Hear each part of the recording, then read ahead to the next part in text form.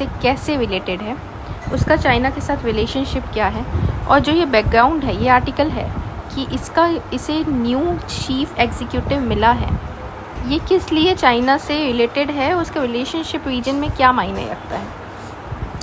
तो सबसे पहले देखेंगे, mainland China authorities are viewed more positively in Macau compared to Hong Kong, the other Chinese special administrative region। यहाँ पे ध्यान देंगे, स्पेशल एडमिनिस्ट्रेटिव रीजन इस कॉन्टेक्स्ट पे बात हुआ है।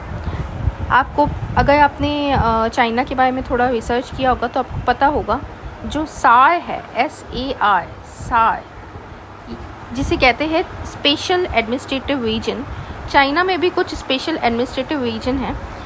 इसे आप उस तरीके से नहीं देखेंगे कि ये SEC है, स्पेशल इकोनॉमिक जोन जो हमारे होता है SEZ, उससे काफ़ी अलग है, उससे कंफ्यूजन नहीं लेंगे।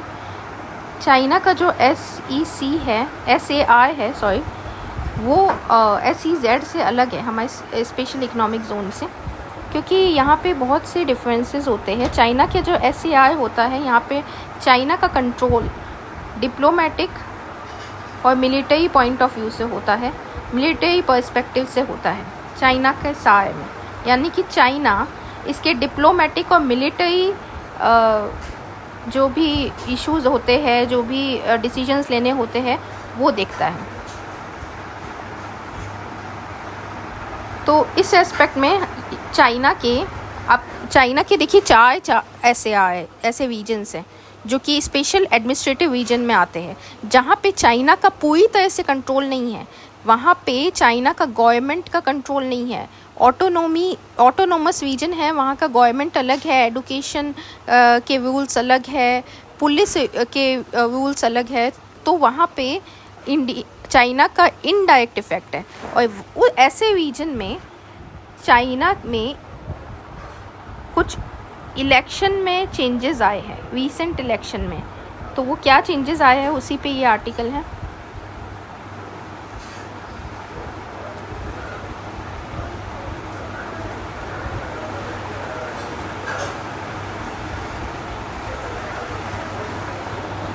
Making a break from tradition, Macau former top judge Sam Hui-Fai was elected as its next chief executive or top political leader on Sunday. One of China's SAR, Macau is renowned globally as casino hub known as Las Vegas of East. Its previous leaders were Macau born and associated with region's business sector. Sam, however, has a legal background and roots in mainland China. His selection was approved by 398 member election committee, mostly comprising Beijing loyalists. तो देखिए यहाँ पे power politics चलता रहता है। Power politics इस aspect से कि कितना चाइना के प्रति जो SAR रीजन्स है उसमें लॉयल है। चाहे SAR रीजन्स है, जैसे हांगकांग है, मकाओ है, ये कुछ SAR रीजन्स है चाइना के जो कि चाइना पे उनका चाइना का डायरेक्ट कंट्रोल नहीं है। तो इसीलिए जो यहाँ पे इलेक्शंस हुए हैं, वहाँ पे ऐसे किसी मेंबर का इलेक्ट होना जिसका रूट्स मेनलैंड चाइना पे हैं और जो बीजिंग लॉयलिस्ट हैं, उससे क्या होगा कि चाइना का कंट्रोल बढ़ेगा, चाइना का मकाओ में कंट्रोल बढ़ेगा। और मकाओ को कसिनो हब कहा जाता है, यानी कि मकाओ में जो रूल्स है वो काफ़ी लीनियंट है, इसीलिए तो यहाँ पे कसिनो को अलाउ किया जा रहा है, यहाँ पे कसिनो को अलाउ किया जा रहा है। और लास वेगस, आपको पता होगा लास वेगस USA में है, जहाँ पे जो कि कसिनो हब है, वर्ल्ड का कसिनो हब है, और ये चाइना का कसिनो हब है। ये जो SAR है, मकाओ को चाइना का कसिनो हब कहा जाता है। तो यहाँ के रूल्स काफ़ी इससे देखने को मिलता है बेंडेड किए गए हैं।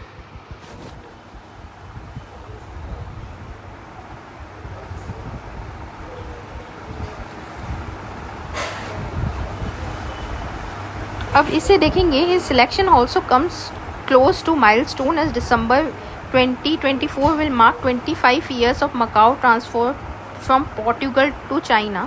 एंड कॉन्ग्रेचुलेशन सैम, ये सब ठीक है, इतना इम्पोर्टेंट नहीं है। पैट्रियट्स ऑफ, यहाँ पे किस तरह से बोला जा रहा है कि इसे कॉन्ग्रेचुलेट किया जा रहा है और बताया जा रहा है कि कितना वो चाइनीज़ लॉयल है, और रिलेशनशिप इससे मकाओ से कहाँ तक अफेक्ट होगा। ये आर्टिकल में इंडियन एक्सप्रेस में एक्सप्लेन किया है कि उससे कितना अफेक्ट होगा, कितना रिलेशनशिप में स्ट्रेन आएगा, कितना रिलेशनशिप स्ट्रॉन्ग होगा, यानी कि डायरेक्ट कंट्रोल होगा किसी ना किसी तरीके से। तो ये जो मकाओ है वो एशियाई रीजन है। यहाँ पे पोर्टुगल का बात आया तो पहले पोर्टुगल के अंदर आया करता था मकाओ रीजन। 1999 में चाइना ने इसे लीज पर लिया है। 2049 तक का इसका ट्रीटी है, ठीक है। नेक्स्ट,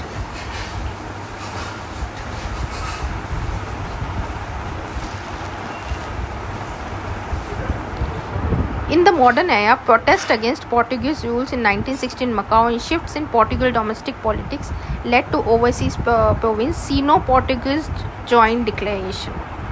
ये जॉइंट डिक्लेरेशन है जो कि साइन किया गया था पोर्टुगल और किसके बीच में, पोर्टुगीज। सीनो जब भी वर्ड आए यानी कि वो चाइनीज़ होता है। ये दोनों जो जॉइंट डिक्लेरेशन साइन किया गया था मकाओ और पोर्टुगल के बीच में, क्योंकि पोर्टुगल के डोमेस्टिक पॉलिटिक्स में इंस्टेबिलिटी आया था और पोर्टुगल का रूल के अगेंस्ट प्रोटेस्ट हुए थे चाइना में।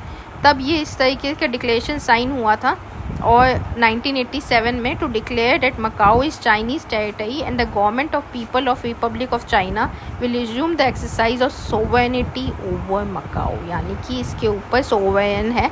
और ये इफेक्ट में, जैसे कि मैंने बोला, 1999 में आया है।